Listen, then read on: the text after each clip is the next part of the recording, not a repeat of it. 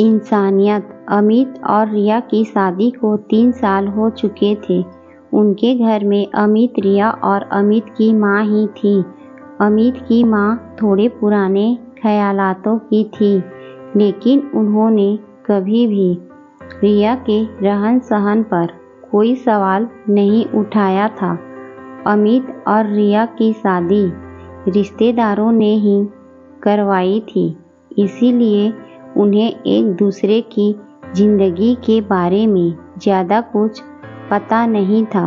उनके सपने एक दूसरे से कुछ कुछ मेल खाते थे और आज वो अपने सपनों का घर बनवा रहे थे।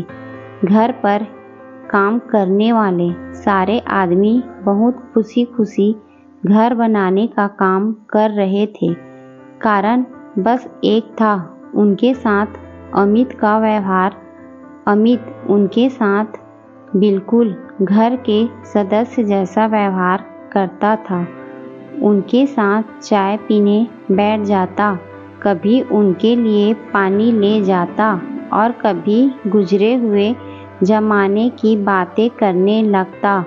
रिया को अमित की ये आदत बिल्कुल भी पसंद न थी। उसे वो लोग अपने स्टैंडर्ड के नीचे के लगते। उसने अमित को कई दफ़ा रोकने की कोशिश भी की, लेकिन वो तो ऐसा ही था, वो अपनी नहीं बदल सकता था। काम चल रहा था कि अचानक एक दिन एक मजदूर के सिर पर एक ईंट गिर गई। जैसे ही अमित को इस बारे में पता चला, वो अपने कमरा से भागता हुआ आया। उस मजदूर के सिर से बहुत खून बह रहा था। अमित को उस समय कुछ न सूझा, तो उसने अपनी कार निकाली और उस लहूलुहान हुए मजदूर को कार की पिछली सीट पर लिटा दिया। इतनी देर में रिया भी आ गई और अमित के साथ कार की अगली सीट पर बैठ गई और कार घर से बाहर निकल गई। तुम पागल हो गए हो क्या? हमारी नई नई गाड़ी पर इसे लेकर जा रहे हो? रिया ने खून से गंदी होती बैक सीट को देखते हुए अमित से कहा। रिया के चेहरे पर चिंता साफ झलक रही थी, लेकिन अमित ने उसकी चिंता की परवाह न करते हुए गुस्से में बोला, हाँ, पागल हो गया हूँ मैं। क्या जानती क्या हो तुम मेरे बारे में? तुम्हें पता भी है? इतना कहकर अमित एकदम चुप हो गया। रिया कुछ सुनना चाहती थी जो अमित ने कहा ही नहीं था। कुछ देर कार में सन्नाटा था। बस सड़कों पर चल रही गाड़ियों के हॉर्न और हवा की सरसराहट की आवाज़ ही आ रही थी। क्या नहीं जानती मैं तुम्हारे बारे में? आखिर क्या है ऐसा जो तुम्हारे दिल में है? मैं जानना चाहती हूँ। एक बार फिर से वही सन्नाटा था। तभी अमित ने धीमी सी आवाज़ में बोलना शुरू किया। बचपन में मैं बहुत ही नटखट और शैतान हुआ करता था। इतना शैतान कि पढ़ाई में बिल्कुल भी ध्यान नहीं देता था। मेरे पिताजी मुझसे बहुत तंग थे। उन्होंने मुझे बहुत बार समझाने की कोशिश की कि मैं पढ़ाई की तरफ ध्यान दूं, लेकिन मैं उनकी एक न सुनता था और एक दिन उन्होंने तंग आकर मेरा नाम स्कूल से कटवा दिया। उस दिन मैं बहुत खुश था, पर मैं खुशी ज़्यादा दिन न टिकी। अगली ही सुबह मेरे पिताजी ने मुझे अपने साथ काम पर चलने के लिए कहा। ये सुनकर तो मेरे पैरों तले ज़मीन निकल गई। काम के नाम से मैं डर गया, मगर अब कोई चारा नहीं था। मुझे उनके साथ काम पर जाना पड़ा। अमित पुरानी यादों में खो चुका था। उसकी बात आगे बढ़ती रही। उसने बताना जारी रखा कि वो अपने पिताजी के साथ जिस काम पर गया था वो काम मजदूरी था। ये सुन रिया को कुछ कुछ समझ आने लगा, लेकिन रिया ने फिर से समझाने की कोशिश की।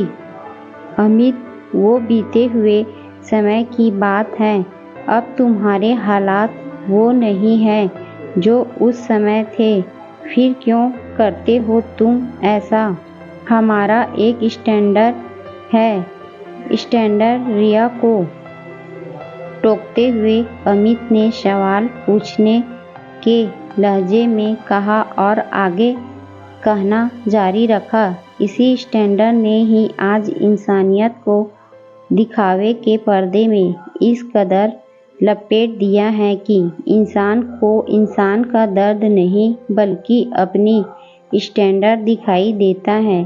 उसे अपना अंधेरों में बीता हुआ कल नहीं दिखता, बल्कि झूठा चमचमाता हुआ आज दिखाई देता है। रिया को आज अमित का एक बदला हुआ रूप देखने को मिला। उसने ऐसी उम्मीद न की थी। घर में ऐसे मामलों पर भी कभी छोटी मोटी बहस हुआ करती थी, लेकिन आज तो बात साफ होने पर थी। आखिर कौन किसके हिसाब से चलेगा, आज इसका फैसला आने वाला था। इसी दिखावे के कारण मैंने अपने पिता को खो दिया। उस दिन, जिस दिन मैं पहली बार काम पर गया था, ठीक उसी तरह उनके सिर पर भी चोट लगी थी और तुम जैसा ही कोई उस घर को बनवा रहा था। अगर उस समय उन लोगों ने एम्बुलेंस बुलाने की जगह अपनी कार में मेरे पिताजी को हॉस्पिटल ले जाने की कोशिश की होती तो शायद आज वो हमारे साथ होते। रिया सब समझ चुकी थी। उसे अपनी गलती का एहसास हो चुका था। इतनी देर में हॉस्पिटल भी आ गया। अमित ने कार हॉस्पिटल के गेट के आगे रोकी और उसी वक्त रिया कार से उतरकर मदद मांगने के लिए अंदर चली गई। कहानी यहीं खत्म नहीं होती। अमित के पिता के मरने के बाद उसके काम के पहले दिन ने ही उसका भविष्य तय कर दिया था, मगर उसे अपना ये भविष्य मंजूर न था।